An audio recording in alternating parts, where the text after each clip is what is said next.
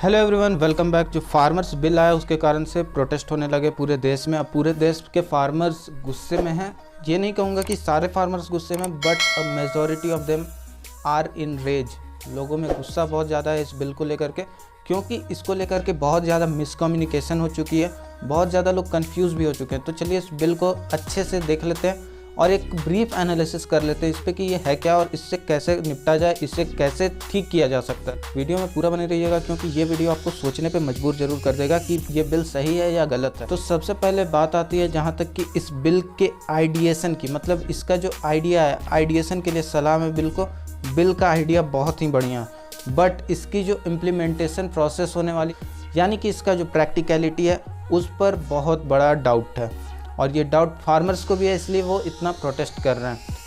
Second बात इसमें यह आ जाती है इस बिल के पास करने की प्रोसीजर। सबसे पहले तो ऑर्डिनेंस का सहारा लिया गया, जो कि एक इमरजेंसी प्रोविज़न है इस बिल को पास करने के लिए।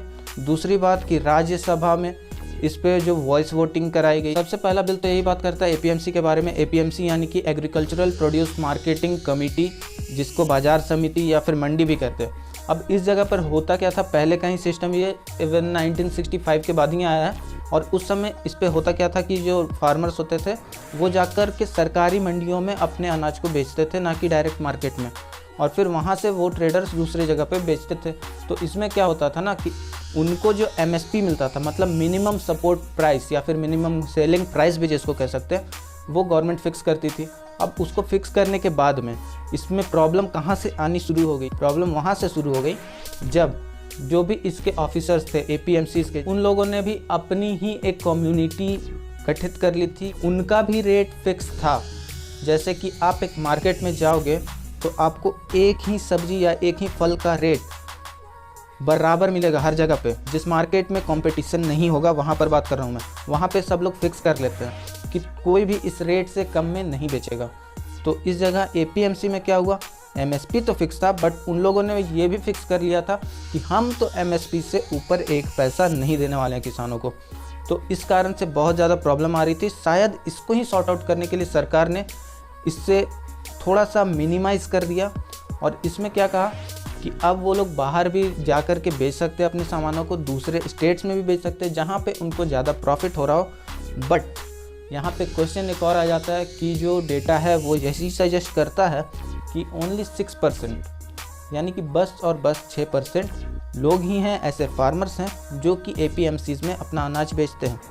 मतलब कि ज़्यादातर फार्मर्स को या तो इसके बारे में पता नहीं है, या फिर वो इस सिस्टम से परेशान हो गए हैं, अब इसे फॉलो नहीं करना चाहते हैं। जो एपीएमसीज में जो मिडिल मैन होते हैं, जो उनके प्रोड्यूस को बिकवाते हैं, वो लाइसेंस्ड मिडिल मैन होते हैं। बट उन मिडिल मैन का भी बहुत बड़ा कमीशन होता है। वो फार्मर से नेगोशिएट अलग तरीके से करते हैं, ट्रेडर्स से अलग तरीके से करते हैं, और एट द एंड फार्मर्स को एक बड़ा लॉस झेलना पड़ता है। तो मिडिल मैन को हटाना भी बहुत ज़्यादा ज़रूरी है। बट ये मिडिल मैन ऐसा चीज़ है जो हटने वाला है नहीं, चाहे आप यहाँ से हटाओ या फिर जो अगले बिल की बात करने जा रहा हूँ उसमें भी बताया गया है कि मिडिल मैन का रोल नहीं रहेगा। बट मिडिल मैन तो वहाँ भी काम करेंगे, वो भी मैं बताऊँगा कैसे। तो फर्स्ट बिल में एक और बात सामने निकल के आ रही थी कि जो प्राइवेट मंडीज़ हैं उसमें कोई भी टैक्स नहीं होगा। यानी कि एपीएमसी मार्केट्स जो होते थे उनको टैक्स देना पड़ता था स्टेट गवर्नमेंट्स को। ज़्यादा प्रोटेस्ट हो रहा है इसलिए क्योंकि स्टेट गवर्नमेंट्स को वो टैक्स नहीं मिल रहे हैं अब, मतलब उनमें कमी आएगी, क्योंकि एपीएमसीज में कमी आ जाएगी। वो टैक्स जो होता है लोकल मंडीज़ में नहीं लगेगा, तो इससे भी किसान परेशान है। अब उनका जो एमएसपी था वो ख़त्म होगा, धीरे धीरे ख़त्म होगा, और उनको इसी बात की चिंता है। सेकेंड थिंग इसमें यह है कि जो आपके फार्मर्स हुए, बीच में से मिडिल मैन अगर हटाना चाह रहे हो तो फार्मर्स डायरेक्ट अब कॉन्ट्रैक्ट कर पाएंगे कंपनीज से। मतलब कि जो बड़ी बड़ी कंपनीज होती हैं वो सीधे सीधे फार्मर्स से या फिर पूरे गांव से ही कॉन्ट्रैक्ट कर लेंगे। अब उस जगह पर अगर वो कॉन्ट्रैक्ट करते हैं तो वो शुरू में ही अपना प्राइस फिक्स कर लेंगे। तो इससे क्या होगा, फार्मर्स को एक फ़ायदा होने वाला है एक कंडीशन में कि अगर प्राइसेस घट गए उस क्रॉप के, तो फिर उसे उन कंपनीज़ को लेना पड़ेगा जिस प्राइस में नेगोशिएट किया गया था शुरुआत में। बट अगर वहीं पे उन चीज़ों के प्राइसेस बढ़ गए मार्केट में, तो वहाँ पे फार्मर्स को एक लॉस झेलना पड़ेगा, क्योंकि वो फार्मर्स बाहर दूसरी जगहों पर बेचना चाहेंगे। तो वहाँ पे क्योंकि बड़ी कंपनीज़ हैं, इन्फ्लुएंशियल लोग हैं, वो पावरफुल लोग हैं, इसलिए फार्मर्स को हमेशा एक डर सताएगा। दूसरी ओर कंपनीज़ मना भी कर सकती हैं उनको। और अगर कंपनीज़ ने मना किया तो एक डिस्प्यूट अराइज हो जाएगा, और डिस्प्यूट का सेटलमेंट कौन करेंगे? तो वो होंगे गवर्नमेंट ऑफिशियल्स। अब गवर्नमेंट ऑफिशियल्स पे आंख मूंद कर भरोसा तो कोई भी नहीं करता देश में, क्योंकि इतना ज़्यादा करप्शन बढ़ा हुआ है। सब लोग जान रहे हैं कि ये जो इंडस्ट्रियलिस्ट होते हैं, ये जो बड़ी कंपनीज़ होती हैं, इनके पास इतने पैसे ज़रूर होते हैं कि ये मैनिपुलेट कर सके उन लोगों को भी। तो यहाँ पे फार्मर्स को इस बात का भी डर लग रहा है कि क्या ये बड़ी कंपनियाँ हमारा साथ देंगी या नहीं देंगी, और इसकी गारंटी सरकार यहाँ पर क्यों नहीं ले रही है।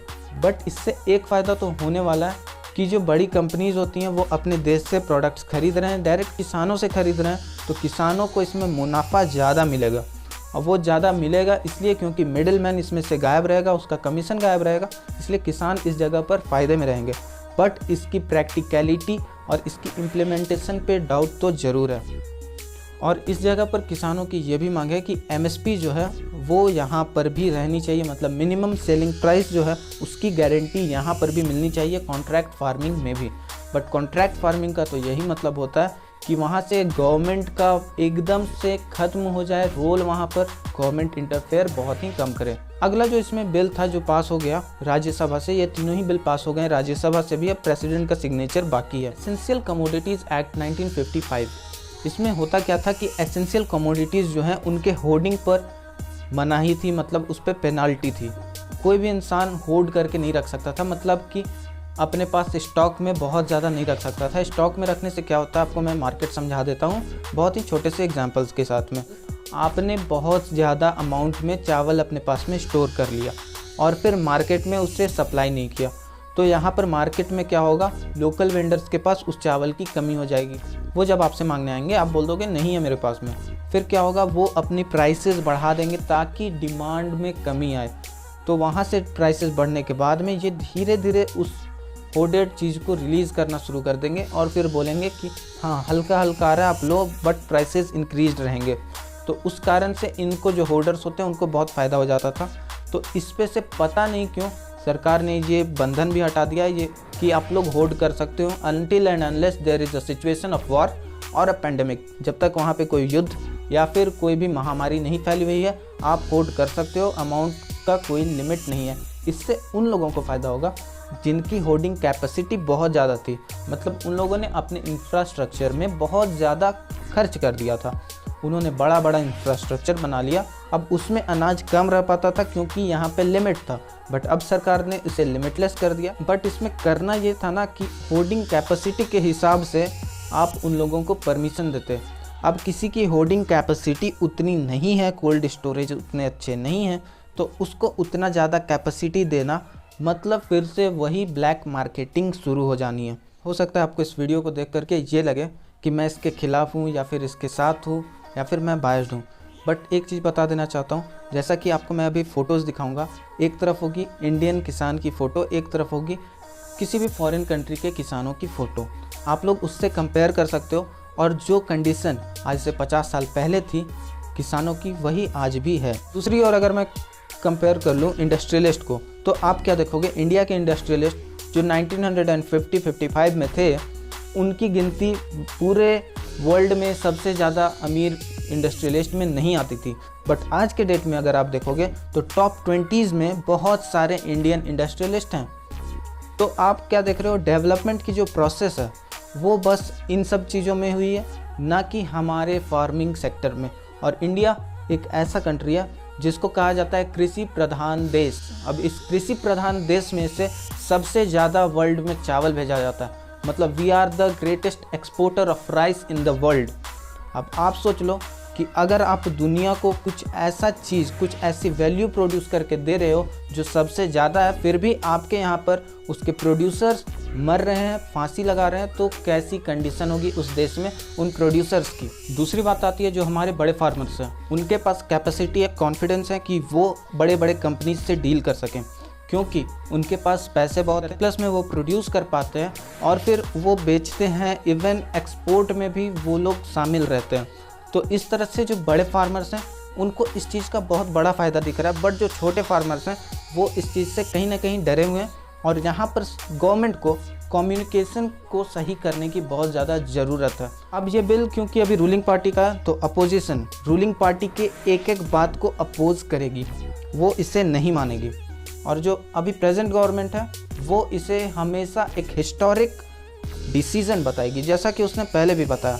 बट एक बात तो ज़रूर बोल दूँ, आइडिया बहुत अच्छा है इस चीज़ का, क्योंकि इससे बहुत ज़्यादा फ़ायदा होने वाला है। बट वहीं पर डर का माहौल भी बना हुआ है फार्मर्स में, क्योंकि वो लोग डर रहे हैं कहीं उनकी MSP जो है वो उनसे ना छीन ली जाए, क्योंकि इसमें यही दिख रहा है कि प्राइवेट कंपनीज़ का रोल बहुत ज़्यादा हो रहा है। अब आप एक प्राइवेट कंपनी को एक छोटे किसान के साथ में डील करवा रहे हो, तो यहाँ पर किसान अपने आप को बहुत ही छोटा समझेगा, क्योंकि वो मान लो एक छोटा सा लैंड ही होल्ड करता है, वो उतने ज़्यादा लिटरेट नहीं होते हैं फार्मर्स कि उन कंपनीज़ वालों के कॉन्ट्रैक्ट्स जो उनके रहेंगे उनको साइन कर दें और उसके बाद उसके कंडीशंस को भी समझ जाएं। तो वहाँ पर भी मिडिल मैन का रोल होगा, और मिडिल मैन जो होंगे वो वहाँ पर भी आएंगे, भले ही APMC में लाइसेंस्ड थे, यहाँ पे लाइसेंस्ड नहीं होंगे।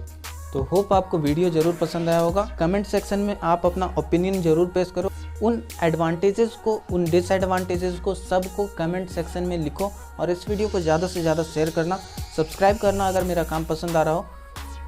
मिलते हैं आपसे एक अगले वीडियो में कुछ और नए टॉपिक के साथ में, तब तक के लिए थैंक यू।